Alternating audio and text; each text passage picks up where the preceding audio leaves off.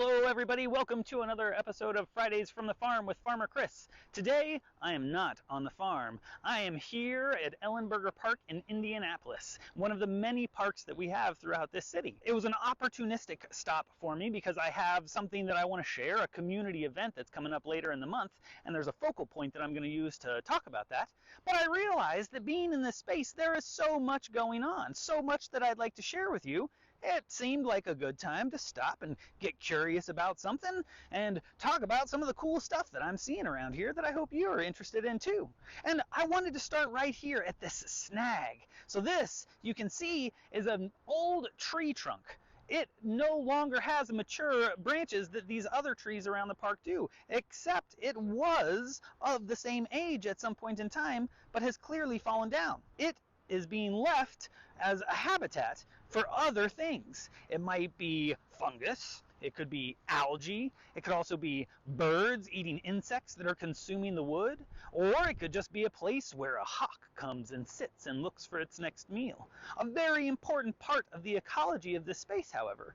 The other thing that I find so interesting about it is that it is regenerating, it is growing. All of these small branches we see coming from the base are offshoots from that tree. So, that being said, let's continue on to the focal point of my original journey here. Let's find something curious, and then of course we'll make it back to the farm for some jokes with our chickens. I hope y'all are having a terrific week, and it's a good one to come. Take care. This incredible structure is what brought me to Ellenberger Park. Ladies and gentlemen, this is a bat house. So bats are one of those mammals that are very much misunderstood in a big way, I think, where people see them as these kind of icky creatures that fly around at night that we never really get to see, and then if we do get to see them, they just have this really strange look about them.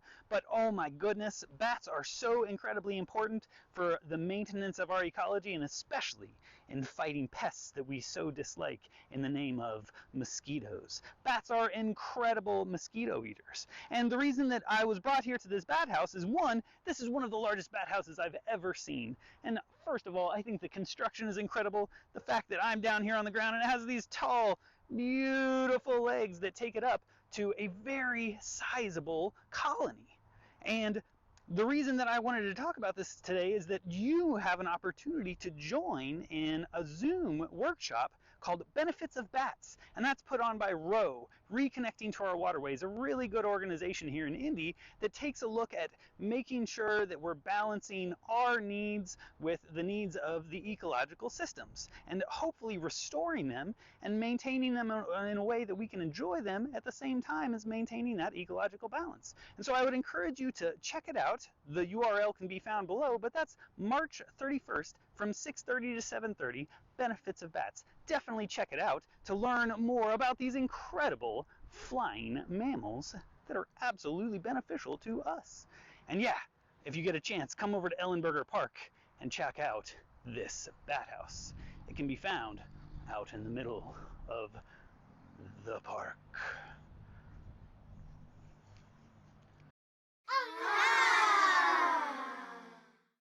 Hey everybody, welcome to another Curious Corner. That has me curious, not because of the artwork and the colorful expressions that it has upon it, but its actual existence. So from our perspective right now, it seems like it's something that could fit inside of my hand. But if I were standing in front of it, it would be taller than me. So it's rather large. And from where I am, I can hear the noise of moving water inside of that. And so I'm curious if anyone knows what this is or has had any experience with this. It's actually kind of evidence of an ancient system.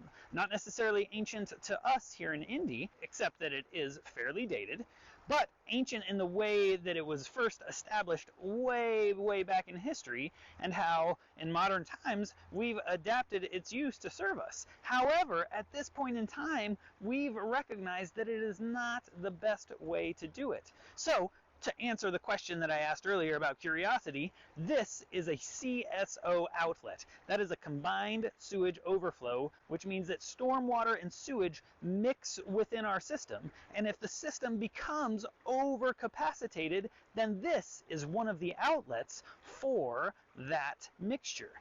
That means that in really, really heavy rains where the system is overwhelmed, that door will get blown open by large volumes of water and sewage that will be released into this stream space. And so, even though it protects the system, it affects another one. And so it just has me really curious if anyone has investigated into the Big Dig project that's going on around Indy. I would encourage you to do some research and look into that, because that is a big process being put in to mitigate this effect.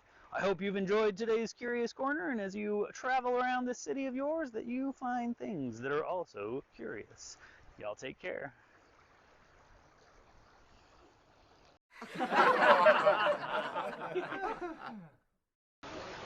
So, how do meteorologists greet each other? With a heat wave?